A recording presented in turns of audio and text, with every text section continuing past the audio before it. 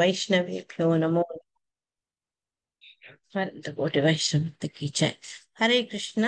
నిన్న 13వ అధ్యాయం శ్రీ వరాహదేవుని అవతరణంతో అన్న పేరుతో కూడినటువంటి ఈ 13వ అధ్యాయాన్ని మనం మొదలుపెట్టాం. 8 శ్లోకాలు కూడా చదువుకున్నాం. ఈ ఈ అధ్యాయంలో మొత్తం 50 శ్లోకాలు ఉన్నాయని తలుచుకుంటూ ముందు విదురుని యొక్క గొప్పతనము, విదురుడు మైత్రేయుడు సంభాషణ, తర్వాత అతను మనువు గురించి తెలుసుకోవాలన్న ఆసక్తి, తర్వాత మనువుకు బ్రహ్మకు మధ్య ఆ సంభాషణ, తర్వాత వరాహదేవుని యొక్క ఉద్భవం, తర్వాత వరాహదేవుడు తన లీలను చేసి అవతార సమాప్తి చేసుకుని తన ధామానికి వెళ్ళడము. ఎప్పుడైతే వరాహమూర్తి ఆవిర్భవించారో ఋషులు మునులు ఆయన్ని ఏ రకంగా కీర్తిస్తూ స్తుతిస్తూ అన్ని ఆయన గురించి గానం చేశారో అది కూడా ఈ అధ్యాయం చదువుకోబోతుంటాం. ఆఖరికి వచ్చేది ఏంటంటే ఫలశ్రుతి. ఈ ఘట్టాన్ని గురించి విని దాని గురించి తెలుసుకున్న వాళ్ళు ఇటువంటి ప్రయోజనం పొందుతారు, అది చివరికి చర్చించబడుతుంది. సో మొట్టమొదట జరిగిన 8 శ్లోకాల్లో ముఖ్యమైన థీమ్స్ 2-3 ఉన్నాయి. ఎవరన్నా ఒక్కొక్కటి షేర్ చేసుకోగలుగుతారా? అంటే ఇన్ని చదివినా కొన్ని దాన్ని ఏమంటారు, బుల్లెట్ పాయింట్స్, చాలా ఇంపార్టెంట్ పాయింట్స్ ఈ శ్లోకాల ద్వారా మనం తెలుసుకున్నాం. ఏదైనా ఒకటి ఉండి చెప్తారా మీరు?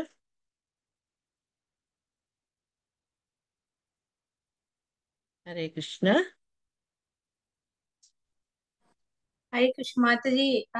ప్యూర్ డివోటీస్ నుంచి ఏమి వినాలి, ఎలా వినాలి, ఎందుకు వినాలి అంటే ఎల్లప్పుడూ వాళ్ళ మనస్సు అనే కమలంలో భగవంతుణ్ణి వాళ్ళు నిలుపుతారు కాబట్టి వాళ్ళ నోటి వెంటే వినాలి అనేసి ఒక పాయింట్ మాతాజీ. ఇంకెవరైనా చెప్తారు?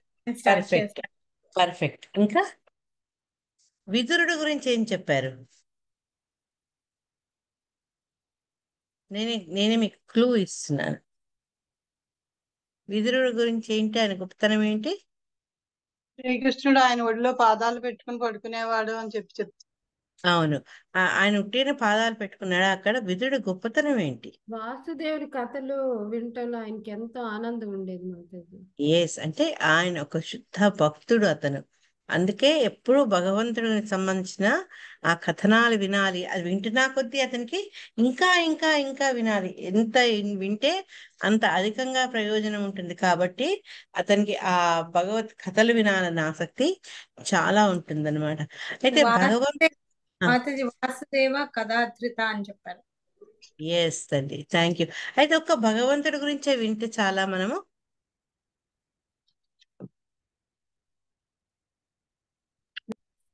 భక్తుల చరిత్ర కూడా తెలుసుకోవాలని చెప్తారు. ఎందుకు భక్తుల గురించి తెలుసుకోవాలి? వారు ఎప్పుడు గురువులకి అదే దేవదేవుడికి వాళ్ళు ఆధ్యాసలోనే ఎప్పుడు ఉంటారు కాబట్టి వాళ్ళ మార్గం మంచిది, అలా ఆ మార్గం మనం అనుసరించాలనే ఉద్దేశంతో వాళ్ళ చరిత్రలు తెలుసుకోవాలి. యా, అది శిలా ప్రభుపాదుల వారు, సుఖదేవ గోస్వామి చెప్తున్నారా? మనకి ఇంకెవరైనా చెప్పారా భగవంతుని యొక్క శుద్ధ భక్తుల్ని ఆరాధించాలని? మైత్రేయుడు చెప్పండి. హరే కృష్ణ. చెప్పండి సరోజ మాతాజీ, చెప్పండి. మైత్రేయుడు కూడా చెప్పాడు మాతాజీ. ఎవరు చెప్పారు? మైత్రేయుడు విదురునికి. సాక్షాత్ భగవంతుడే చెప్పాడు. నిన్న మీకు శ్లోకం చెప్పాను కదా, భగవాన్ ఈశ్వరుడు చెప్పారు. ఇంకో శ్లోకం ఈరోజు మీకు చిన్న శ్లోకాన్ని కోట్ చేయబోతున్నా. అది ఆది పురాణంలో సాక్షాత్ కృష్ణ భగవానుడు అర్జునుడికి చెప్తాడనమాట. ఈశ్వరుడేమో పార్వతీదేవితో, నేను చెప్పాం కదా మనం ఆరాధనానం సర్వేషాం విష్ణు అని. ఇంకో శ్లోకంలో ఏంటంటే ఆది పురాణంలో వస్తుంది, ఏమే భక్త జనా పార్థ నామే భక్త సచేజన మద్భక్తానాం చ ఏ భక్త దేవే భక్త తమామత.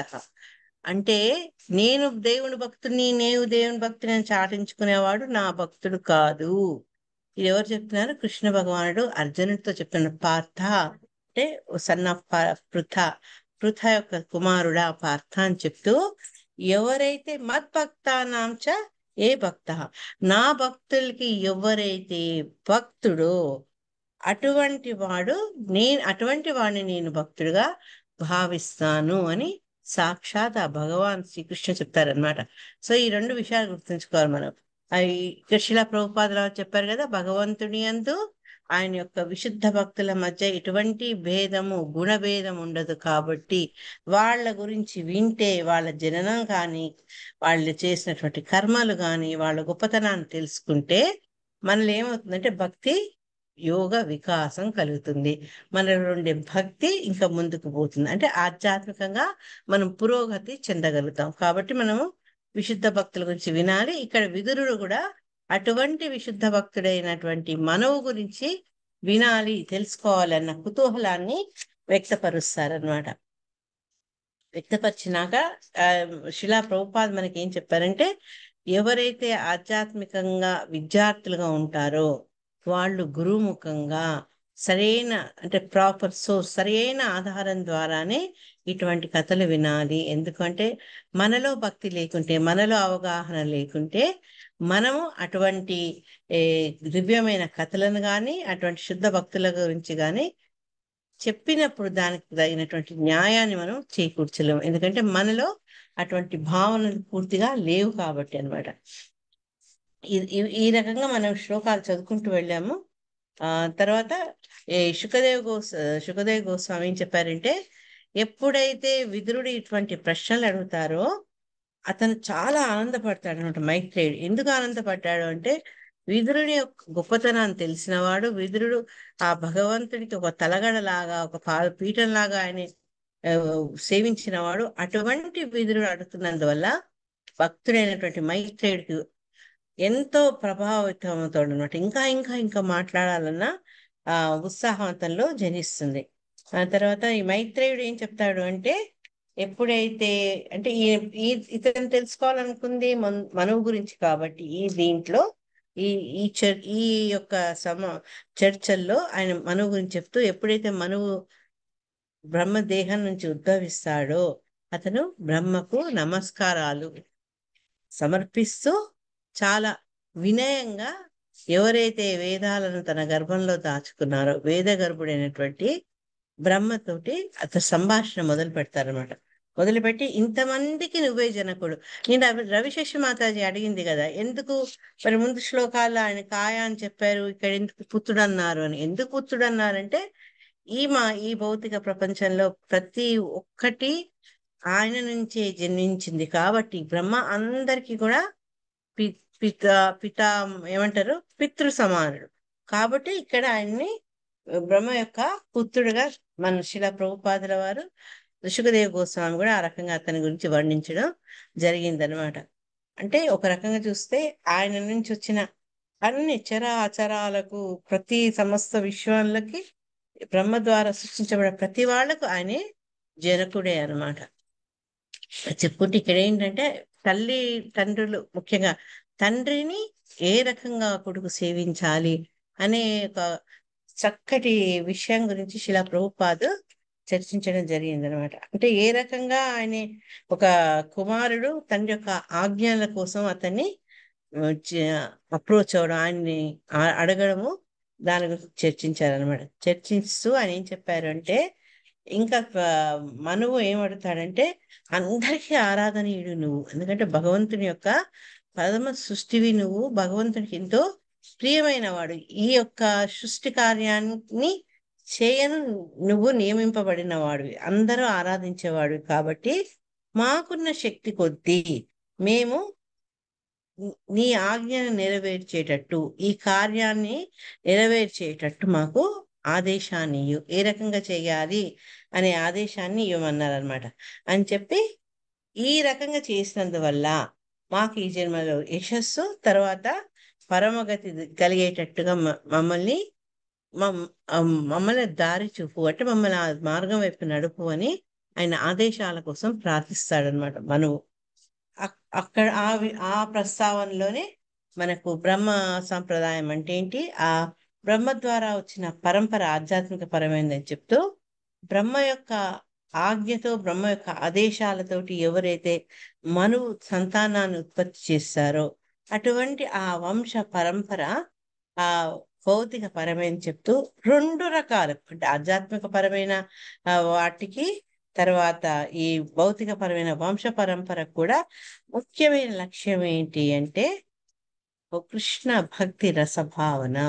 అటువంటి ఆ భక్తి యొక్క రసాన్ని ఆస్వాదిస్తూ ఆ భావనలో ముందుకు పోవడమే మన లక్ష్యం. అది ఇటు ఆధ్యాత్మిక పరంగా అయినా భౌతిక పరంగా అయినా. ఆ ఆధ్యాత్మిక పరంగా ఉన్న వాళ్ళు చూసుకుంటారులే మనకి ఎందుకు అని మనం అనుకోకూడదు. మనకి వర్ణాశ్రమ తర్వాత ఇవన్నీ ఎందుకు సృష్టించారంటే మన మన వృత్తులు చేసుకుంటూ మన ఆశ్రమాల్లో ఉంటూ క్రమక్రమంగా భగవంతుడి మీద మనం అనురక్తి పెంచుకొని అటువైపు మన ధ్యాస మళ్లించుకునేది ఏర్పడ్డది. కాబట్టి భౌతిక పరమైనదైనా ఆధ్యాత్మిక పరమైనప్పటికీ కూడా అందరికీ ఒకటే లక్ష్యం, ఒకటే గోల్ ఏంటంటే కృష్ణ భక్తి అనే ఒక రసం అన్నమాట.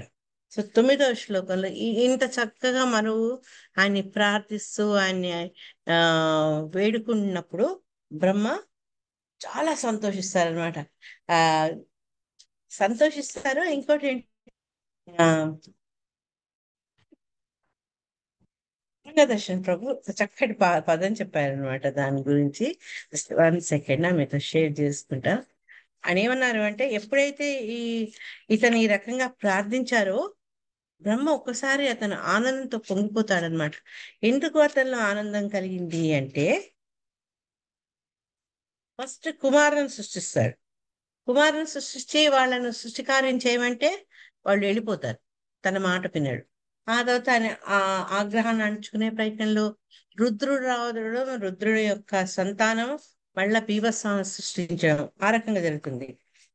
ఇప్పుడు ఏంటంటే మూడవసారి ఎవరైతే తను సృష్టించాడో తన దేహం నుంచి అటువంటి మనువు వచ్చి అంత ప్రీతిపూర్వకంగా మర్యాదతోటి నువ్వు చెప్పే పని నేను చేస్తాను, దానికి తగినటువంటి ఆదేశాలు అని అడిగినప్పుడు అతనికి చాలా సంతోషమై నువ్వు నాకు ఆదర్శ పుత్రుడివి అని మెచ్చుకుంటారనమాట. ఆ రకంగా మెచ్చుకుంటూ అతను ఇతనికి ఆదేశాలు ఇవ్వడం మొదలు పెడతారు. అయితే మనం ఒక విషయం గుర్తుంచుకోవాలి. బ్రహ్మ చెప్పినట్టు సంతానం ఉత్పత్తి చేసేందుకు ఎవరు మన కుమారులు కాదని వెళ్ళిపోయినందుకు మనము వాళ్ళ గురించి వేరుగా అనుకోకూడదు. కుమారులు చాలా పొగడడానికి అర్హులు. ఎందుకు పొగడడానికి అర్హులు అంటే వాళ్ళు తండ్రి చెప్పిన మాట ఎందుకు వినలేదంటే వాళ్ళ ఆదర్శం, వాళ్ళ లక్ష్యం ఇంకా ఉన్నతమైంది. భగవంతుని ఆరాధించాలన్న ఉన్నత లక్ష్యాలతోటి వాళ్ళ తండ్రి మాటను ఎదురు తిరిగారు కాబట్టి వాళ్ళు కూడా పొగడ్తలకు అర్హులే. అదే రకంగా తండ్రి ఆజ్ఞను తూచా తప్పకుండా వినయంగా చేసేందుకు సిద్ధపడినటువంటి మనువు కూడా అదే రకంగా శ్లాఘనీయుడు. ఈ రెండు మనం కుమారులు తండ్రి మాట వినలేదు అన్న విషయం కంటే వాళ్ళ యొక్క లక్ష్యం ఏంటి దాన్ని చూసి మనం వాళ్ళను గొప్పతనంగా చెప్పుకోవాలి. మీకు లాస్ట్ చాప్టర్ల గురించి చెప్పాను కదా, భరతుడు ఎగ్జాంపుల్ ఇచ్చుకున్నాము, తర్వాత ప్రహ్లాదుడు ఎగ్జాంపుల్ ఇచ్చుకున్నాము. ఇదే రకంగా ఇంకొక ఎగ్జాంపుల్ మర్చిపోయానని చెప్పాను, అది జడభరతుడు కూడా అతను ఈ రాజుగా తర్వాత జింకగా అయినాక 3వ జన్మలో జడభరతుడు అవుతాడు. తనకు తెలుసు తను చేసినటువంటి ప్రయత్నాలన్నీ కూడా ఆ వ్యామోహానికి అటాచ్మెంట్కి లోనవడం వల్ల అన్ని కోల్పోయి తను ఆ రకంగా అనేక జన్మలు తీసుకోవాల్సి తెలిసినవాడు. కాబట్టి ఇంకా దేంట్లో సంసారిక విషయాల్లో భౌతిక విషయాల్లో పట్టించుకోకుండా అతను కేవలం భగవన్నామాన్ని ధ్యానం చేస్తుంటాడు. బ్రాహ్మణ కుటుంబంలో పుడతాడు కాబట్టి తండ్రికి అయ్యో తన కుమారుడికి ఎటువంటి జీవనోపాధి లేదే, అతనికి ఏమి విద్య లేదు అని చెప్పి కనీసం నువ్వు శాస్త్ర విజ్ఞానం నేర్చుకుంటే కనీసం ఏ పౌరోహిత్యము ఏదో ఎవరికో సలహాలు ఇస్తూ నువ్వు పుట్టకూర్చుకోవచ్చు అంటే కూడా అతను జడభరతుడు తండ్రి మాట అక్కడ వినడు అనమాట. ఎందుకు వినడు అంటే అతనికి తెలుసు తన జీవితంలో ఇంకా చేయాల్సింది గొప్ప ఉన్నతమైన లక్ష్యం ఉంది. కాబట్టి ఉదర పోషణార్థం గురించి కూడా అతను ఆలోచించలేదు. అందుకనే పాపం అతను చాలా కష్టపడేవాడు. వదనలో ఇచ్చిపోయిన రుచి లేని లేకుంటే పాచిపోయిన ఆ, తిన తినేయటానికి వీలుగాని వస్తువులు కూడా వాళ్ళు ఇచ్చిన అదే తీసుకున్నాడు. అంటే దేని మీద కూడా అతనికి వ్యామోహం గాని శరీర స్పృహ లేకుండా ఉండేవాడు జడభరతుడు. సో అతన్ని కూడా మనం గుర్తుంచుకోవాలి. అంటే ఉన్నతమైన లక్ష్యం కోసం కొన్నిసార్లు తమ వాళ్ళని మనము ఏ రకంగా ఆ ఎదుర్కొంటాము, లేకపోతే వాళ్ళ మాట మనం వినము, నిర్లక్ష్యం చేస్తాము. దాంట్లో మనం బలి గురించి చెప్తున్నాము, తర్వాత ప్రహ్లాదుడు, భరతుడు, ఈవెన్ జడభరతుడు. ఓకే, హరే కృష్ణ. సో ఇక్కడ ఇటువంటి హరే కుమారుని కృష్ణ మాతాజీ. అదే చెప్పండమ్మా. అదే భరతుడికి అలా ఉన్నందువల్లే జడభరతుడు అని పేరు వచ్చిందా కదా? అవును, అవును. జడము అంటే మామూలుగా ఇనర్ట్, భరతుడి దేని పేరు మీద దేని మీద ఉత్సాహం లేదు, జడత్వం, దేని మీద ఆసక్తి లేదు అతను. అది ఆ మనకు ఫిఫ్త్ క్యాంటోలోనే వస్తుంది జడభరతుని గురించి, లేదంటే ఫోర్త్ క్యాంటో, నాకు సరిగ్గా ఏ క్యాంటో గుర్తులేదు. దాంట్లో ఏంటంటే అతను వాతావరణంలో వచ్చే మార్పులు కానీ, తర్వాత ఆ మానాపమానాలు మన భగవద్గీతలో చదివినట్టు ఎటువంటి వాటికి కూడా అతను రియాక్ట్ అవ్వరు అనమాట. జడంగా ఇనట్టుగా, అంటే బయట నుంచి బాహ్యంగా ఉండే పరిస్థితులు అతని మీద ఎటువంటి ప్రభావం చూపేవు. అందుకని జడభరతుడు అన్నారు. అదే అదే తినకపో, తిట్టు, పొగుడు, ఏది చేసినా ఒకటే రకంగా ఉండేవాడు అనమాట ఆయన అదే జడభరతుడు. జడులా ఉన్నాడని జడభరతుడు అని ఆ పేరు వచ్చింది. అదే, హరే హరే కృష్ణ. వస్తుంది భాగవతంలో మళ్ళా ఆయన గురించి చాలా డీటెయిల్ గా వస్తుంది. ఓ ఓ. సో బ్రహ్మ ఏమన్నారు అంటే, ఇంకా ఎప్పుడైతే ఇట్లా అతను చాలా గౌరవ ఆదరాలతో తన దగ్గరికి వచ్చి అతని ఆదేశాలు అడిగారో, అప్పుడు బ్రహ్మదేవుడు సంతోషపడుతూ చెప్తాడు కూడా మళ్ళా, నేను ప్రసన్నుడైనానని. ఇగో ఈ శ్లోకం అర్థం చూస్తే ప్రీత ప్రపన్నుడైతని. ఓకే, బ్రహ్మ ఉవాచ ప్రీతస్తుభ్యమహం తాత స్వస్తిస్తాత్వం క్షితీశ్వర యన్నిర్వ్యలీకేన హృదా షాధి మేత్యాత్మానార్పితం. హరే కృష్ణ. హరే కృష్ణ మాతాజీ చదవనా? చదవండి, చదవండి. బ్రహ్మోవాచ ప్రీతస్తుభ్యమహం తాత స్వస్తి స్తాద్వాం క్షితీశ్వర యన్నిర్వ్యలీకేన వృదా షాదిమేత్యాత్మనార్పితం. కొంచెం స్క్రోల్ చేయండి మాతాజీ. చేస్తాను. బ్రహ్మదేవుడు పలికెను, పుత్ర ధరణీశ్వర, నీ ఎడ నేను మిగుల ప్రసన్నుడనైతిని. మీ దంపతులు ఇరువురికి సమస్త శుభములు కలుగుగాక. నా ఉపదేశములకే నీ హృదయమును సగి ఎటువంటి సంకోచం లేకుండా నీవు నాకు ఆత్మ సమర్పణము గావించితివి. హరే కృష్ణ. హరే కృష్ణ. ఇక్కడ బ్రహ్మదేవుడు తన ప్రసన్నతను వ్యక్తపరుస్తూ వాళ్ళిద్దరికి సకల శుభాలు కావాలని ఆశీర్వదిస్తున్నారు. ఎందుకు వాళ్ళకి ఆశీర్వచనాలు ఇచ్చారు అంటే, అతను పూర్తి సరెండర్ అయిపోయాడు. ఎవరు? మనవు. తండ్రి చెప్పే ఆదేశాలు, ఉపదేశాల కోసమే అతను సన్నిద్ధంగా ఉంటాడు అనమాట. ఎటువంటి సందిగ్ధత లేదు, పూర్తిగా ఆయనకు సమర్పణ చెందుకుంటారు. కాబట్టి అటువంటి ఆ మనువు పట్ల అతను చాలా ప్రసన్నత కలిగి ఉంటారు. ఆచార్యులు ఏమని చెప్తారంటే దీనికి, ఎందుకు బ్రహ్మ ఆనందించాడు అని. బ్రహ్మ అంతటి గొప్ప వ్యక్తిలో ఆనందం ఎందుకు కలిగింది అంటే, మన పెద్దవాళ్ళు ఏం చెప్తారు అంటే, ఈ భౌతిక ప్రపంచంలో మనందరం ఎందుకు వచ్చాము? భగవంతుని యొక్క ఆధిపత్యంపై మనం తిరుగుబాటు ప్రకటించినాం కాబట్టి దానికి ఫలితంగా ఈ భౌతిక ప్రపంచంలో మనం వచ్చాం కదా. అట్లా తిరుగుబాటు ధోరణిలో ఉన్న ఈ భౌతిక ప్రపంచం ఉండే వ్యక్తుల్లో ఆ ఈ బ్రహ్మ యొక్క సృష్టిలో మనువు ఎటువంటి తిరుగుబాటు ధోరణి లేకుండా ఇతని యొక్క ఆదేశాల కోసము ఆ తల వంచి నిల్చున్నాడు అంటే అది చాలా గొప్ప విషయం. అందుకని ఇతని యొక్క వ్యక్తిత్వానికి బ్రహ్మదేవుడు చాలా సంతోషిస్తారనమాట.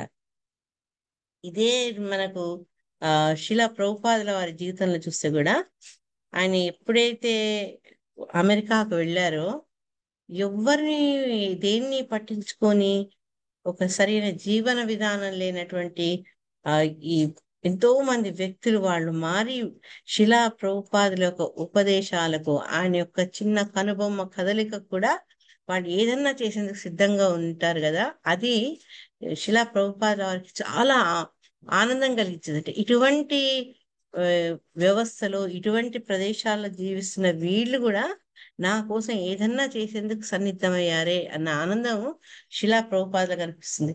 ఆ రోజుల్లో మనకు తెలుసు ఎంతో మంది ఆ, యువకులు చాలా ఆ ధనవంతుల బ్యాక్గ్రౌండ్ నుంచి వచ్చిన వాళ్ళు, ఉదాహరణకు శిలా జయపతాక స్వామి మహారాజు లాంటి వాళ్ళు, తర్వాత ఆ చదువులో చాలా గొప్ప నైపుణ్యత గలవాళ్ళు, సైంటిస్టులు, ఆ, అనేక ఆర్థికవేత్తలు, ఇట్లా ఎంతో మంది కూడా ఏంటంటే వాళ్ళకున్న అర్హతలన్నిటినీ కూడా వదిలిపెట్టి వాళ్ళు జస్ట్ శిలా ప్రభుపాదలో ఉండే ఆ స్వచ్ఛతకు పూర్తి వాళ్ళు ఆ స- తమను తాము స్వాధీనపరుచుకున్నారు అనమాట. అది గొప్పతనం. అందుకని బ్రహ్మ కూడా ఎప్పుడైతే మనువు లాంటి గొప్ప రాజు, గొప్ప భక్తుడు, గొప్ప వ్యక్తి తనను తన ఆదేశాలు ఏమని అడుగుతారో అప్పుడు అతనికి చాలా సంతోషం అవుతుంది అనమాట. అందుకే శిలా ప్రభుపాదుల వారు చక్కటి ఆయన భాష్యంలో ఏం చెప్పారు అంటే, తండ్రి తనయుల మధ్య సంబంధం ఎట్లా ఉంటుంది, ఎంత గొప్ప ఉదాత్తమైన సంబంధం అని చెప్తూ, తండ్రి సాధారణంగా ఏంటంటే కుమారుని యొక్క శుభాన్ని కోరుకుంటాడు కదా. అంతేకాక ఇంకోటి ఏంటి, తన తన్ తన కుమారుడు ముందుకు వెళ్ళాలి, ముందు పురోగమనించేందుకు ఎప్పటికప్పుడు తను ఆ సపోర్ట్ ఇవ్వాలని అతను రెడీగా ఉంటాడనమాట. కొన్నిసార్లు ఏంటంటే తండ్రి తనయుడికి సపోర్ట్ ఇచ్చేందుకు కావాల్సిన సలహాలు ఇచ్చేందుకు తయారుగా అయినప్పటికీ కూడా పండిత పుత్ర పరమశుంఠ, కొన్నిసార్లు ఏంటంటే తనయుడు తప్పుదారి పడుతూనే ఉంటాడు. ఎందుకు తప్పుదారి పడతాడు అంటే, ఇప్పుడు ఏ రకంగా అయితే భగవంతుడు ఇచ్చిన ఆ అల్ప స్వాతంత్రాన్ని మనం దుర్వినియోగం చేసుకొని ఈ భౌతిక ప్రపంచంలో వచ్చి బాధపడుతున్నామో, అదే రకంగా ఆ తనయుడు ఏంటంటే తనకున్న ఆ స్వాతంత్రాన్ని అతను దుర్వినియోగపరుచుకుంటాడు. అందుకని ఏంటంటే తండ్రి ఇచ్చే సలహాను పాటించేందుకు కానీ వినేందుకు కానీ అతనికి ఎటువంటి ఆసక్తి ఉండదు అనమాట. ఎందుకంటే ఫ్రీడమ్, మనకు కావాల్సింది ఏంటంటే ఫ్రీడమ్ అనమాట.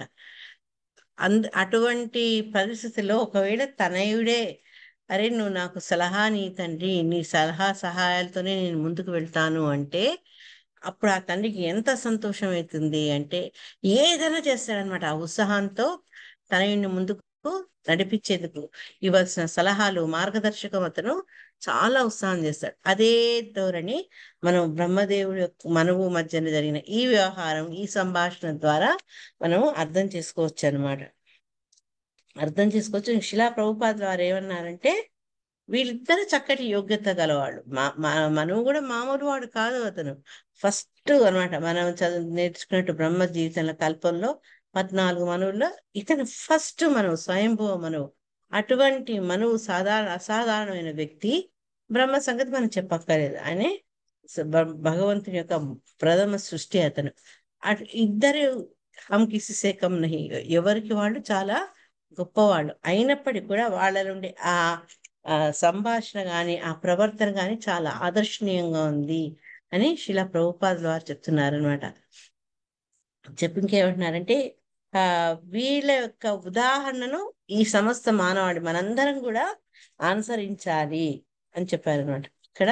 ఎందుకంటే తనయుడైన మనువు తండ్రి అయిన బ్రహ్మను మార్గదర్శకం చేయమని అడుగుతారనమాట. ఇంకా తనకు అసలే బ్రహ్మ అంటే ఏంటి, ఆ వేద గర్భుడు సమస్త జ్ఞానాన్ని కలిగిన వాడు. ఎందుకంటే ఆ జ్ఞానం భగవంతునితో అతనికి ఒసగబడింది ఈ సృష్టి చేసేందుకు. కాబట్టి ఏంటంటే అతనికి కూడా తనకు తెలిసిన విషయాలు చెప్పాలి, ఇతనికి మార్గదర్శకం చేయాలని చాలా ఉత్సాహము, ఆ చేయడంలో అతనికి ఆనందం కూడా ఉంటుందన్నమాట. కాబట్టి ఇక్కడ శిలా ప్రభుపాద మళ్ళా మనకి చెప్పేది ఏంటంటే, మనువు యొక్క ఎగ్జాంపుల్ మనందరం కూడా పాటించాలి. ఆ రకంగా పాటిస్తేనే తండ్రి తనయుల మధ్య సంబంధం వర్ధిల్లుతుంది, చక్కగా అది ఏమంటారు వృద్ధి చెందుతుంది. లేకపోతే ఏంటంటే హాయ్ హాయ్ బాయ్ బాయ్లోనే ఉండిపోతుంది అనమాట. 10th శ్లోకాలు ఈ శ్లోకాలన్నీ కూడా, కొన్ని శ్లోకాల్లో ఈ మనకు మనువుని ఎందుకు మనం అనుసరించాలి, మనువు యొక్క గొప్పతనం ఏంటి, దాన్ని అనుసరించడం వల్ల మనకు వచ్చే ప్రయోజనాలు ఏంటి, అవి చర్చించబడ్డాయి. 10వ శ్లోకంలో ఏతావత్యాత్మజైర్వీర కార్యాహ్యపచితుర్గురౌ శక్త్యా ప్రమత్యే గృహ్యేత సాదరం గతమత్సరైః. హరే కృష్ణ.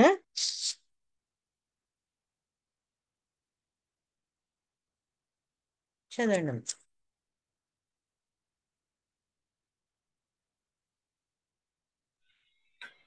హరే హరే కృష్ణ కృష్ణ మాతాజీ. మాతాజీ ఎవరు చదవండి. రాలేదని చదవండి సన్యాసి మాతాజీ. నెక్స్ట్ మాతాజీ, నెక్స్ట్ ఇంకెవరు చదవచ్చు?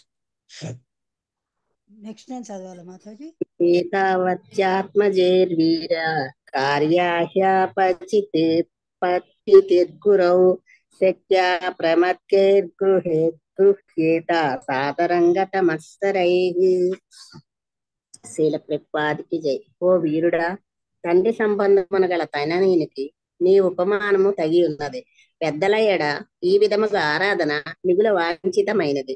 మాత్సర్యరహితుడు అప్రమత్తుడు అయినవాడు తండ్రి ఆజ్ఞను సాదరముగా గ్రహించి తన శక్త్యానుసారముగా దానిని నిర్వహించును. హరే కృష్ణ మాతాజీ. హరే కృష్ణ. గత శ్లోక భాషలో శిలా ప్రభుపాదుల వారు ఏదైతే చెప్పారో ఇక్కడ బ్రహ్మ కూడా అదే అభిప్రాయాన్ని వ్యక్తపరుస్తూ మనువు గురించి చెప్తారనమాట.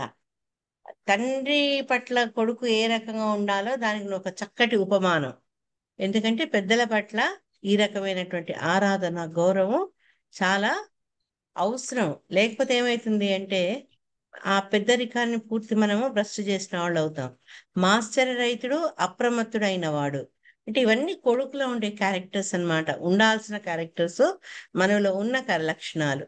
అటువంటి వాడు తండ్రి ఆజ్ఞను సాదరంగా గ్రహించి తన శక్తి అనుసారంగా దాన్ని నిర్వహించిన అంటే తండ్రి యొక్క ఆజ్ఞను వింటాడు, విని దాన్ని అర్థం చేసుకొని తను ఎంత చేయగలుగుతాడో దాన్ని అంత అమలు పరుస్తాడనమాట. ఇది ఒక ఆదర్శవంతుడైన కుమారుడు చేయాల్సింది. అటువంటి వాడు ఎట్లుంటాడు? ఆ మాస్టర్ రైతుడు. తర్వాత అతనికి ఎటువంటి మాత్సర్యం ఉండదు అనమాట. అసూయ అనేది ఉండదు. ఆయన నాకు చెప్పేది ఏమిట్లే, నాకు తెలియదా, వచ్చి చెప్పొచ్చాడులే అనే ధోరణి లేదు. అప్రమత్తుడు, అలర్ట్ గా ఉంటాడు అన్నమాట. తండ్రి ఏం చెప్తున్నాడో విని దాన్ని అర్థం చేసుకొని ఆయన యొక్క ఆజ్ఞని శిరసావహించేందుకు అతను ప్రయత్నిస్తాడు. శ్రీల ప్రభుపాద్ మళ్ళీ భాష్యంలో అంటే ఇతను తన ఆజ్ఞను పరిపాలించేందుకు రెడీగా ఉన్నారు. కానీ మొట్టమొదట బ్రహ్మ ద్వారా సృష్టించబడినటువంటి ఆ నలుగురు కుమారులు, సనకుడు, సనాతనుడు, సనందుడు, సనత్కుమారుడు, వాళ్ళు తన ఆజ్ఞను అంటే ఎప్పుడైతే సృష్టి ఆరంభించమని చెప్పారో అప్పుడు వాళ్ళు దాన్ని ఉల్లంఘించారు. అప్పుడు అతనికి కోపం వస్తుంది, కానీ దాన్ని ప్రకటించలేకపోతాడు. మనం గత చాప్టర్స్ చదివినట్టు ఆ కోపాన్ని అతను అణుచుకున్నప్పుడు ఆ రౌద్రం రుద్ర రూపంలో వస్తుంది అనమాట. ఆయనకి గుర్తుంది, ఇవన్నీ జరిగినవన్నీ గుర్తున్నాయి. కానీ ఎప్పుడైతే మనువు వచ్చి అతను వినే విధేయతలతో ఈయన సలహాను అడుగుతారో అతనికి చాలా ఎంకరేజింగ్ గా ఉంటుంది. అబ్బా, ఇప్పటికైనా ఒక కుమారుడు నా పట్ల ఈ విధేయత ప్రకటిస్తూ నేను చెప్పే విషయాన్ని ఆచరించేందుకు రెడీగా ఉన్నాడన్న విషయంతో అతను చాలా సంతోషిస్తాడనమాట. అయితే ఇక్కడ శిలా ప్రభుపాదుల వారు అనలైజ్ చేస్తున్నారు. భౌతిక దృష్టితో చూస్తే మన ఈ నలుగురు కుమారులు, ఆ ఋషులు తండ్రి పట్ల విధేయత ప్రకటించలేదు అని మనం నిందించవచ్చు. కానీ దాన్ని ఏమన్నారు? అట్టి అవిధేయత ఉన్నత ప్రయోజనం కొరకే ఉన్నందున వారు ఆ అవిధేయత ఫలం నుండి విడిపడి ఉండురు. తండ్రిని ధిక్కరించారు, కానీ ఆ తండ్రిని ధిక్కరించేది ఎందుకు? ఉన్నత ప్రయోజనం. ఆ వాసుదేవుణ్ణి ఆరాధించేందుకు వాడు తండ్రిని చెప్పినటువంటి కార్యాన్ని చేయలేదు. కాబట్టి ఆ తండ్రి వినలేదు, తండ్రి మాట వినలేదు అన్న ఆ ఫలం నుంచి వాళ్ళు విడబడి ఉన్నారు అని చెప్పారనమాట. కానీ ఎవరైతే భౌతిక కారణాల వల్ల తండ్రుల ఆజ్ఞలను ఉల్లంఘించేవారు, వాళ్ళు అట్లా తండ్రి మాట విననందుకు ఆ అవిధేయతకు శిక్షార్హులు. క్రమశిక్షణ అంటే వాళ్ళు పాటించాల్సిన క్రమశిక్షణ పాటించలేదు కాబట్టి వాళ్ళు శిక్షకు అర్హులు అని చెప్తున్నారనమాట. అండ్ దీన్ని బట్టి చూస్తే ప్రస్తుత కాలంలో ఈ భౌతిక కారణాలను బట్టి తండ్రులను ధిక్కరించే వాళ్ళే చాలా ఎక్కువ ఉన్నారనమాట. సో మనందరం కూడా ఈ ఆ క్రమశిక్షణ పాటించకుండా అవిధేయతను ప్రకటించాం కాబట్టి మనందరం శిక్షార్హులే అనమాట. భౌతిక పరిధిలో తండ్రి ఎడ మనువు యొక్క విధేయత నిక్కముగా ఆశ్చర్యరహితమైంది. మన ఉపమానాన్ని అనుసరించుట జనసామాన్యమునకు భౌతిక జగమందు అనివార్యమే ఉంది. అంటే చాలా ఆదర్శప్రాయంగా, దాని ఇంగ్లీష్లో చెప్పాలంటే చాలా ఐడియలిస్టిక్ గా ఉంది. తండ్రి ఆజ్ఞను అడగడం, దాన్ని తూచా తప్పకుండా నేను శిరసావహిస్తాను అనడం, అదంతా చాలా ఆదర్శనీయంగా ఉంది. కాబట్టి ఈ జనసామాన్యం కూడా మనం వాళ్ళని ఆదర్శంగా తీసుకొని ఆ రకంగా పాటించడం చాలా తప్పనిసరి అయినది, అనివార్యమై ఉన్నదని శిలా ప్రభుపాల వారు మనకు సందేశాన్ని ఇస్తున్నారు. ఈ చాప్టర్ లో ఎక్కువ నేను ఎందుకు పర్పోర్ట్స్ అవుతున్నానంటే, ప్రతి విషయంలో కూడా మనకు సాంఘిక పరమైనటువంటి శిక్షణ శిలా ప్రభుపాదుల వారు చక్కగా ఇస్తున్నారు అనమాట. 11th దాంట్లో కొంచెం పైకనమ్మా. సత్వమస్యామపత్యాని సదృశాన్యాత్మనో గుణైః ఉత్పాద్య శాసధర్మేణ కాం యజ్ఞైః పురుషం యజ. హరే కృష్ణ. మాతాజీ ఇంతకుముందు ఒకళ్ళు చదువుతా అన్నారు, ఛాన్స్ దొరకలేదు. చదవండి. చదవాలా మాతాజీ? ఆ, చదవండి. సాత్వమస్య మాత్యాని సదృశాన్యాత్మనో గుణై ఉత్పాద్య శాసధర్మేణ గాం యాజ్ఞై పురుషం యజ. నీవు పరమ విధేయుడవగు పుత్రుడవైనందున ఆత్మ సదృశులైన ఆత్మ సదృశులైన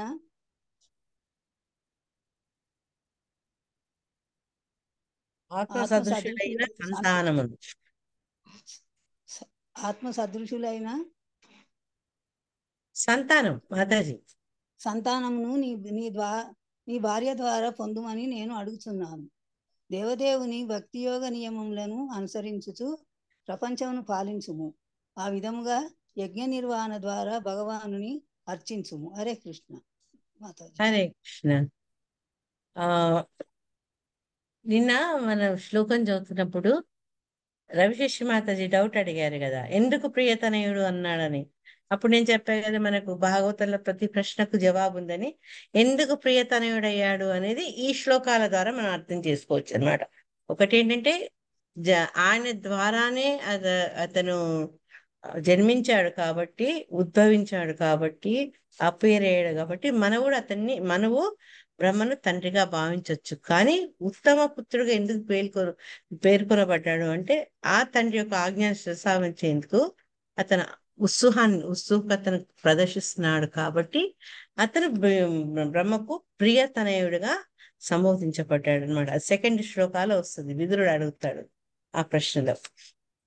సో ఇక్కడ ఏమంటున్నారంటే, మళ్ళీ అదే విషయాన్ని ఇక్కడ 11వ శ్లోకంలో చెప్తున్నారు అన్నమాట. తాత్పర్యంలో నీవు పరమ విధేయుడవు పుత్రుడైనందున, అతని క్వాలిటీ ఏంటంటే మనువుది విధేయత. ఆ విధేయత కూడా పరమ విధేయత కలిగిన వాడు, బ్రహ్మ పట్ల అంత విధేయుడై ఉన్నందువల్ల అతను ఆర్డర్ ఇవ్వడం మొదలు పెట్టారు. నీతో సమానమైనటువంటి సంతానాన్ని నీ భార్య ద్వారా పొందమని చెప్తాడనమాట. అది 3 ఇన్స్ట్రక్షన్స్ ఇస్తాడమ్మా. ఎప్పుడైతే విధేయుడై నువ్వు నాకు ఆదేశాలు ఇవ్వని బ్రహ్మను అడుగుతాడో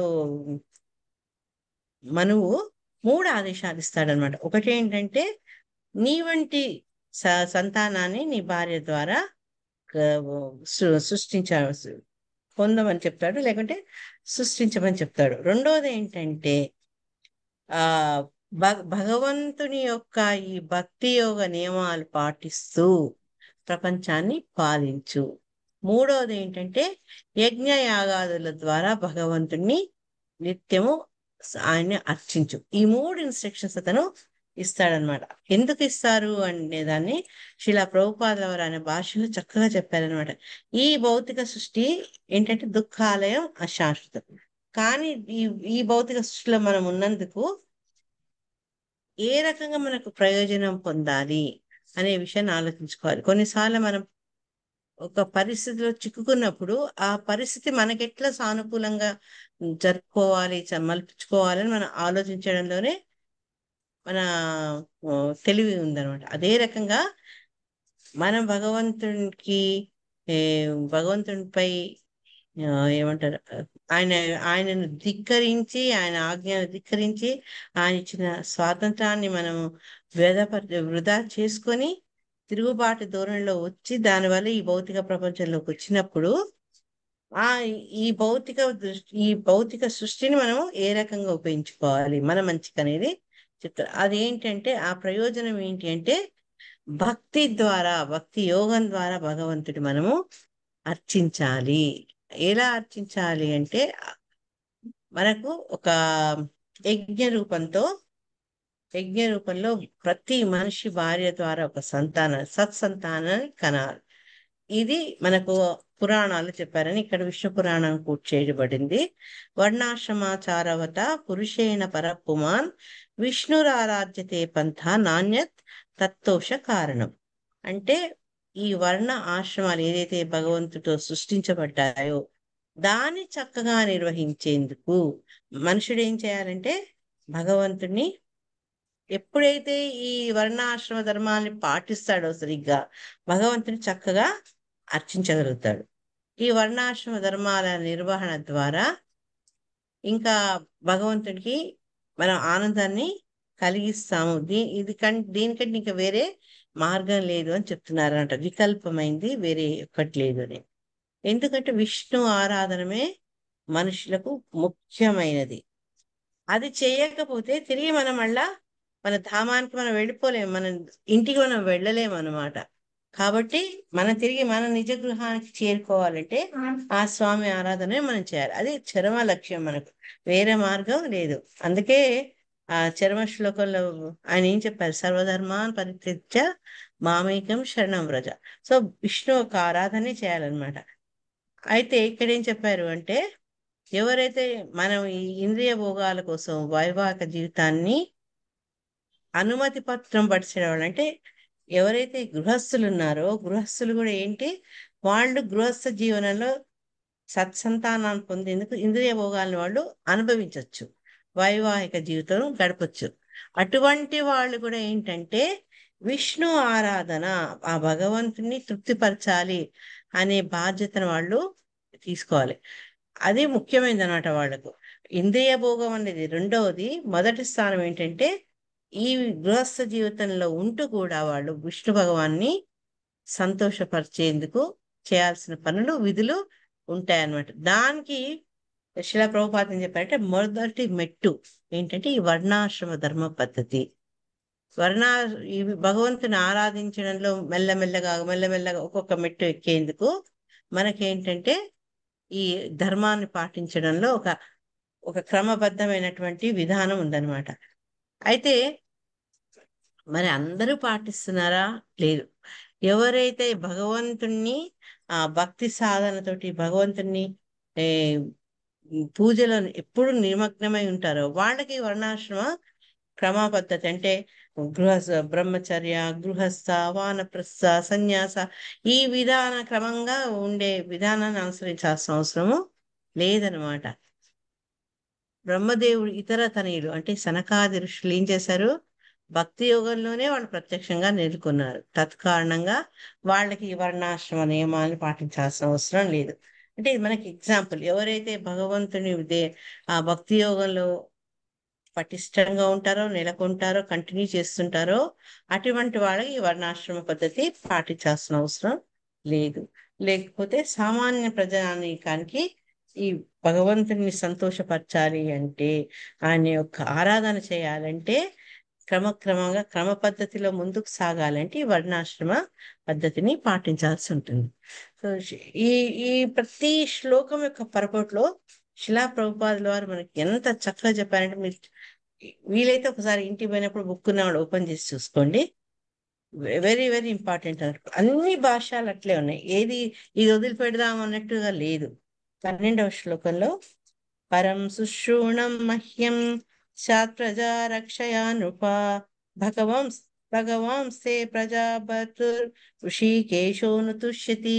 ఈ శ్లోకంలో ఎందుకు ఒక రాజు తన ప్రజను ఏ రకంగా రక్షించాలి, ఏ రకంగా వాళ్ళ పరిపాలన చేస్తూ భగవంతుని సేవించవచ్చు అనే విషయానికి సంబంధించిన ఆదేశాన్ని ఈ 12వ శ్లోకంలో ఇచ్చారు. ఈ శ్లోకాలు ఎందుకు ఇంపార్టెంట్ అంటే ప్రస్తుతం అన్ని చోట్ల ఏ న్యూస్ పేపర్ చూస్తున్నా, ఏ టీవీ చూస్తున్నా ఈ నాయకులు వాడిని అనుకోవడం, వాడు వీడిని అనుకోవడం, అందరు ప్రజలకు ఇచ్చే వాగ్దానాలు ఇవన్నీ వింటున్నాం కదా.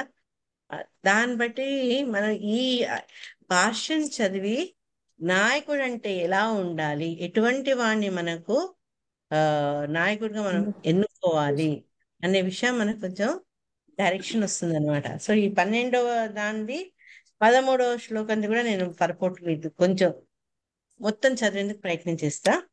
మాతాజీలు ఎవరైనా 12th శ్లోక చదవండి. హరే హరే కృష్ణ కృష్ణ మాతాజీ. 1 సెకండ్ కనకవల్లి మాతాజీ ఇంకొక అమ్మాయి చదువుతున్నారు, నెక్స్ట్ మీరు చదవండి. విన్నాను అందుకే ఆగాను. హరే హరే కృష్ణ కృష్ణ. మాతాజీ, ప్రణామ్. ప్రణామ్ వినిపిస్తోంది. ఓకే. వినిపిస్తుంది. ప్రణాం శుశ్రూషణం మహ్యం స్యాత్ ప్రజా రక్షయా రూపా భగవాంస్తే ప్రజా భర్తుః ఋషికేశ అనుతుష్యతి. అనువాదం. Yeah. జై శ్రీ ప్రభుపాద్. రాజా, భౌతిక జగమునందు జీవులకు నీవు తగినంత రక్షణము నొసగగలిగినచో అది నాకు వనరచేడి ఉత్తమ సేవ కాగలదు. భగవానుడు నిన్ను బద్ధ జీవుల రక్షకునిగా గాంచినప్పుడు ఆ ఋషికేశుడు నిక్కముగా నీ ఎడ అతి ప్రసన్నుడు కాగలడు. Thank you Mataji. Hare Krishna. So ఇక్కడ ఆ ఎప్పుడు భగవంతుడు ప్రసన్నుడవుతాడు, దానికి ఈ రాజుగా మనం ఏం చేయాలో అనేటువంటి చక్కటి ఆదేశాన్ని ఎప్పుడైతే విధేయుడైన తనయుడు అడుగుతాడో ఆ ఆ, ఏమంటారు అన్ని హితోభిలాష అయినటువంటి తండ్రి ఇచ్చే సలహా మనకు ఈ శ్లోకంలో తెలుస్తుందన్నమాట. భౌతిక జగమునందు జీవులకు నువ్వు తగినంత రక్షణ అంటే ఒక రాజుగా ఉన్నప్పుడు ఆ రాజు చేయాల్సింది ఏంటంటే జీవులను రక్షించాలి. ఏంటి రక్షణ అంటే నెక్స్ట్ భాషలో ఇంకా వివరిస్తారు.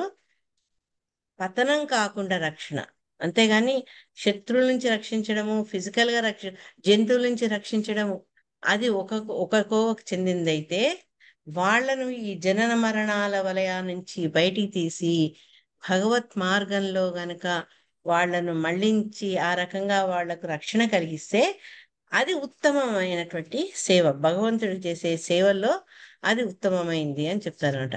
ఎప్పుడైతే ఆ డ్యూటీ అతను చేయగలుగుతాడో అప్పుడు ఆ హృషికేశుడు తప్పకుండా నీ పట్ల ప్రసన్నుడు అవుతాడు. అతి ప్రసన్నుడు, మామూలు ప్రసన్నుడుగా చాలా ప్లీజ్ అవుతారు అని చెప్తారనమాట. నాకు ఆ శ్లోకం గుర్తు రావట్లేదు. శ్రమ ఏవై కేవలం అని వస్తుంది కదా తల్లి, అది ఆపన్న సంస్కృతి ఘోరం కాదు కాదు భాగవతంలో ఏది అంటే అన్నిట్లో ఏది గొప్పది లేకపోతే అది కనుక నువ్వు భగవంతుడి పట్ల నువ్వు ఆసక్తి కల్పించకపోతే అది కేవలం వృధా పరిశ్రమ అని చెప్తారనమాట. ధర్మస్వనిష్ఠిత పుంసం మాతాజీ. థ్యాంక్ యూ తల్లి. యా ఆ పూర్తి శ్లోకం చదువు. ధర్మస్వనిష్ఠిత పుంసం విశ్వక్సేను కథాచయ నోత్పాదయేది ప్రతిరతం శ్రమ ఏవ హి కేవలం. యా ఆ శ్లోకం కోసం వెతుకుతున్నా. ఎనీవేస్, సో ఈ శ్లోకం చూస్తాను మాతాజీ. ఈ శ్లోకంలో మనకు చర్చించేది అదనమాట. ఇక్కడ ఏం చెప్తున్నారంటే శిలా ప్రభుపాదుల వారు ఈ మొత్తం ఈ అడ్మినిస్ట్రేషన్ వర్క్ అంటే కార్యనిర్వహణ విధానం అంతా ఈ భౌతిక ప్రపంచంలో ఎందుకు ఏర్పాటు చేయబడింది అంటే, ఏ దారైతే వదిలేసామో, ఏ ఇంటినైతే వదిలేసామో అటువంటి ఆ భగవద్ధామాన్ వైపు మనను మరలించేందుకే, మనం భగవంతుడి వైపు నడిపించేందుకే ఈ మొత్తం అడ్మినిస్ట్రేషన్. తర్వాత ఈ దేవతలు వీళ్ళందరూ సృష్టించబడింది ఎందుకంటే అందుకనమాట. అయితే బ్రహ్మదేవుడేమో భగవంతుడి ప్రతినిధి, రిప్రజెంటేటివ్. ఆ బ్రహ్మకు ప్రతినిధి ఎవరు? మనువు. కాబట్టి ఈ రకంగా చూసుకుంటూ పోతే ఆ క్రమంలో దిగుతూ వస్తే ఈ ప్రపంచంలో ఉండే పాలకులందరూ కూడా బ్రహ్మ యొక్క ప్రతినిధిగా ఉన్నారనమాట. తర్వాత ఇప్పుడు ఉండే రాజులందరూ కూడా మనువుకు ప్రతినిధిగా ఉన్నారు. సో బ్రహ్మదేవుడు భగవంతుడి ప్రతినిధి, బ్రహ్మకు మనువు ప్రతినిధి, ఇప్పుడు పాలకులందరూ మనువుకు ప్రతినిధి అన్నమాట. వీళ్ళందరూ ఏం చేయాలి, పాలకులు ఎలా ఉండాలి అనే దాన్ని మను సంహితలో కావాల్సినటువంటి శాసనాలు, కావాల్సినటువంటి సలహాలు ఇవ్వడం జరిగింది అనమాట. అది ఈ మానవ సమాజంలో అందరూ పాటింపదగింది. ముఖ్యంగా ఏంటంటే పాలకులు. అది ఏం చెప్తుంది అంటే మను సంహితలో మనం చేసే ప్రతి పని కూడా భగవంతుని దివ్య సేవకి ఏ రకంగా మళ్ళించాలి. ఎత్కరోషి యదశ్నాసి యజ్జుహోషి తదాసి ఎత్తపస్యసి కౌంతేయ తత్కరుష్వ మదర్పణం. అంటే మనం ఏం చేసిన సమస్త కర్మల్ని భగవంతునికి సేవగా, భగవంతుని వైపే మనం ఏ రకంగా చేయాలి అనేది ఈ మను సంహితలో మనకు ఆ బోధించబడుతుంది అనమాట. కాబట్టి రాజులు అంటే ప్రస్తుత పాలకుని అన్నా కదా, ఇవన్నీ చదువుతుంటే మనకు నవడేస్ ప్రజెంట్ డేస్ లో ఉన్న ఈ రాజకీయ పరిస్థితులు, ఈ రాజకీయ చిత్రం ఎంత భిన్నంగా ఉంది ఆ మను సంహితకు అనేది మనకు అర్థమవుతుంది. పాలకులు ఏం చేయాలంటే కేవలము ప్రజల దగ్గర ఈ పన్నులు, వివిధ పన్నులు, కంటికి పన్ను పంటికి పన్ను అన్నట్టు ప్రతి విషయానికి వాళ్ళు పన్నులు వసూలు చేయడమే కాకుండా ఎవరినైతే వాళ్ళ అధికారంలో తమ తమ రక్షణలో ఉన్నారో అటువంటి పౌరులను ఏం చేయాలి అంటే విష్ణు ఆరాధనతో, భగవత్ ఆరాధన వైపు ట్రైన్ చేయాలన్నమాట వాళ్ళని. అది పాలకుని యొక్క విధి. అందుకని ఏంటంటే ప్రతి ఒక్కరు సమస్త ప్రజలని భగవంతుని ఆరాధన ఏ రకంగా చేయాలనేది ట్రైన్ చేస్తూ ఆ ఇంద్రియాధీశుడు ఋషికేశుడైనటువంటి ఆ భగవంతుని యొక్క సేవకు నియుక్తులు చేయాలట. ఇదనగా భక్తి రసామృత సింధులో చెప్తారు కదా, సర్వోపాధి వినిర్ముక్తం తత్పరత్వేన నిర్మలం ఋషికేశ సేవనం భక్తి ఉచ్యతే. అంటే మన ఉండే ఇంద్రియాలను ఎంతసేపు మనల్ని ఇంద్రియాలను మనకు సేవల కోసం కాకుండా ఋషికేశుడు ఇంద్రియాలకు అధిపతి అయిన ఆ భగవంతుని సేవించేందుకు ఉపయోగించాలన్నమాట. చేసినప్పుడు ఏంటంటే ఫస్ట్ మనలో ఉండే ఈ భౌతికపరమైనటువంటి బంధనాల నుంచి మనం విడిపడతాము. అంతేకాకంటే ఈ భగవత్ సేవలో నిరంతరం మనం ఉండడం వల్ల మనకు ముక్తులం అవుతాం, పవిత్రులం అవుతాం అన్నమాట. ఈ అందుకని ఏంటంటే ఒక పాలకుడు తన యొక్క సంతానం అంటే తను ఎవరినైతే పాలిస్తున్నాడో వాళ్లను ఈ రకంగా ట్రైన్ చేయాలన్నమాట. అది చెయ్యని వాడు, దాన్ని తెలుసుకోని వాడు ఏంటంటే పటాటోపకు పరిపాలకుడు. అది ఇంగ్లీష్ లో మనం షో బాటిల్ లీడర్ అని చెప్పొచ్చు అనమాట. అంటే వాళ్ళు లీడర్ గా ఉంటారు కానీ వాళ్ళు చేయాల్సిన విధి, వాళ్ళ పరమ లక్ష్యం ఏంటో వాడు తెలిసిన వాళ్ళు కాదనమాట. శ్రీకృష్ణ భగవానుడు భక్తి యోగమున్న పౌరులను సుశిక్షితులను చేయడం ద్వారా దేశాధినేత తన బాధ్యతను పూర్తి చేసుకున్నవాడు కాగలడు. ఎప్పుడైతే తన పౌరులు తన సంతానాన్ని ఈ భక్తి అనే మార్గంలో నడిపి వాళ్లకు తగినటువంటి శిక్షణ ఇస్తాడో అప్పుడు రాజు తనకిచ్చినటువంటి ఆ విధిని తన బాధ్యతను నెరవేర్చుకున్నట్టు అవుతాడనమాట. లేకపోతే ఏంటంటే ఇప్పుడు ఒక అధికారికి ఒక డ్యూటీ ఇచ్చినప్పుడు ఆ డ్యూటీ నెరవేర్చినప్పుడు అతను ఏ రకంగా శిక్షార్హుడు అవుతాడో అదే రకంగా తన డ్యూటీలో విఫలమైనందుకు ఈ పాలకుడు భగవంతుడి చేత శిక్షార్హుడు అవుతాడు అని చెప్పారు. అంటే ఒక పాలకుడు ఎటువంటి ధర్మాన్ని నిర్వర్తించాలి, వాడుకున్న మెయిన్ ఉద్దేశం, గమ్యం ఏంటంటే తన ప్రజల్ని భగవంతుని వైపు మళ్ళించాలి. ఇది అల్టిమేట్ మెసేజ్ అనమాట. కానీ ఈ రోజు చూస్తుంటే ఈ ప్రస్తుత పాలకులు ప్రజల యొక్క క్షేమాన్ని, వాళ్ళ యొక్క ఉన్నతిని వాళ్ళు కోరుకోకుండా ఎవరో వాళ్ళు స్వలాభంగా ఉంటే వాళ్ళ బాధ్యతలను వాళ్ళు నెరవేర్చుకోవట్లేదు. కాబట్టి భగవంతుడితో శిక్షార్హులు అవుతారు. ఎప్పుడు భయం, ఎప్పుడు ఆ పదవి పడిపోతుందో, ఎప్పుడు ఆ కుర్చీ తన నుంచి లాగేయబడుతుందో అని భయపడుతుంటారు అనమాట. ఈ ప్రజల యొక్క ఆ శ్రేయస్సు ముఖ్యంగా భగవత్పరంగా ఆధ్యాత్మిక ఆలోచించకపోవడం వల్ల ఇటువంటి అవతవకలన్నీ జరుగుతున్నాయి. అందుకని ఈ శ్లోకాలు చాలా అంటే మన ప్రస్తుత పరిస్థితులకు చాలా చక్కగా అర్థం పడతాయి అన్నమాట. ఎట్లా ఉండాలి పాలకులు అనే దాన్ని మనకు ఒక మంచి ఉదాహరణ ఇక్కడ చెప్తున్నారు. మన పాలకులు ఎలా ఉన్నారు మన మేధస్సు మనకు తెలిసిపోతుంది. 13వ శ్లోకంలో ఏషాం నతుష్టో భగవన్ 1 సెకండ్ యజ్ఞలింగో జనార్దనః తేషాం శ్రమో హ్యపార్థాయ యథాత్మానాతృత స్వయం. ఎస్ కనకవల్లి మాతాజీ చదవండి. హరే కృష్ణ. హరే కృష్ణ. తేషాం న తుష్టో భగవాన్ యజ్ఞలింగో జనార్దనః తేషాం శ్రమో హ్యపార్థాయ యదాత్మాన ధృత స్వయం. దేవదేవుడకు జనార్దనుడే శ్రీకృష్ణుడు సమస్త యజ్ఞ ఫలములను స్వీకరించువాడు. అతడే సంతృప్తి చెందనిచో పురోగతి కొరకై చేయబడు మానవుని శ్రమ ఎంతయు వ్యర్థము కాగలదు. అతడే చరవమగు ఆత్మ కనుక అతడిని సంతృప్తి పరచని వాడు నిక్కముగా తన హితమునే ఉపేక్షించిన వాడగును. హరే కృష్ణ. హరే కృష్ణ. సో ఇక్కడ ఏం చెప్తున్నారంటే ఎందుకు యజ్ఞాలు చేయాలి, ఎవరి కోసం యజ్ఞాలు చేయాలి, యజ్ఞం చేయకపోతే ఏమవుతుంది, ఈ విషయాలన్నిటి గురించి కూడా ఇక్కడ చర్చిస్తున్నారనమాట.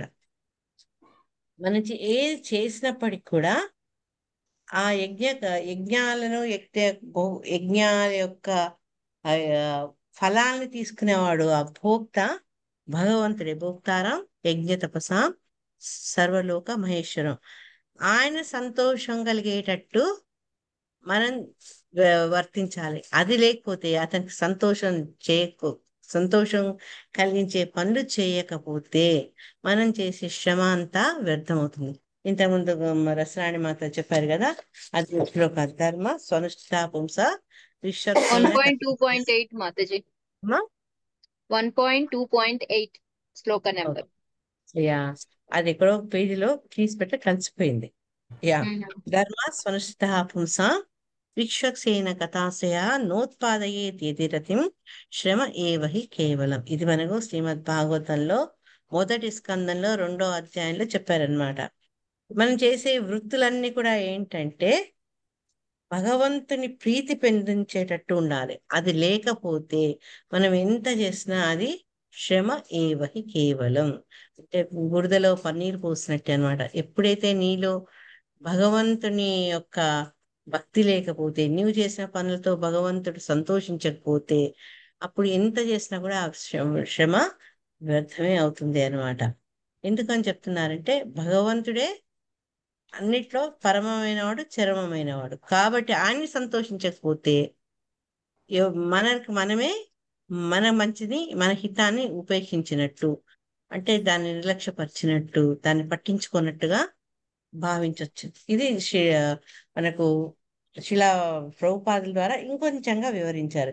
ఇదంతా మనకి ఇన్స్ట్రక్షన్ అంతా ఇచ్చింది బ్రహ్మదేవుడు. కానీ దాని గురించి శిలా ప్రభుపాద ఇంకేం చెప్తున్నారంటే బ్రహ్మదేవుడు ఈ విశ్వకలాపాలన్నిటికీ పరమాధికారిగా, అంటే ఈ భౌతిక ప్రపంచంలో జరిగే అన్ని కలాపాలకు భగవంతుడి చేత అతను అధికారికంగా పరమాధికారి, అల్టిమేట్ అధికారిగా నియమించబడ్డవాడు. మనం నేర్చుకున్నాం కదా, అన్నిట్లో అత్యుత్తమమైనటువంటి స్థానం బ్రహ్మది. ఒకవేళ ఆ స్థానానికి తగినటువంటి అర్హుడైనటువంటి వ్యక్తి ఎవరు లేకపోతే సాక్షాత్ భగవంతుడు ఆ పాత్రను పోషిస్తాడు.